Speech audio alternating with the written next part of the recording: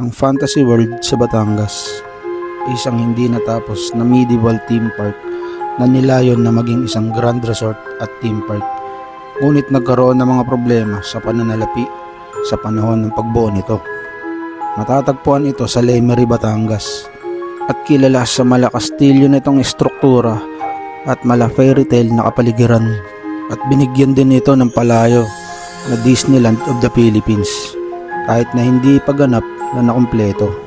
Isa na itong sikat na lugar para sa mga nagpo-photoshoot at sa mga turista. Noong late 2000s, nahinto ang konstruksyon dahil sa mga issue sa pananalapi at pagkakasakit ng pinuno ng ECE Realty na si Emilio Ching.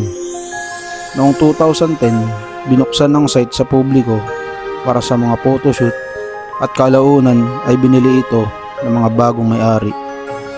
Kasalukuyan, ang Fantasy World ay pinamamahalaan ng asosasyon ng mga may-ari ng bahay at nananatiling sikat na destinasyon para sa mga naghahanap ng kakaiba, medyo nakakatakot at magandang lokasyon para sa mga larawan. Sa ganda nito ay talagang mapapatigil ka mula sa malayo, kaya ano pang hinihintay mo? Layuin mo na. Dito lang to sa Lemery, Batangas. Para ka nang nakakita ng Disneyland, pero dito lang sa Pilipinas. Ito ang aking munting video. Lalapitan natin para makita nyo. Maraming salamat sa panonood, mga kaibigan. I-like at i-follow nyo na rin ang aking page at YouTube channel. Maraming salamat.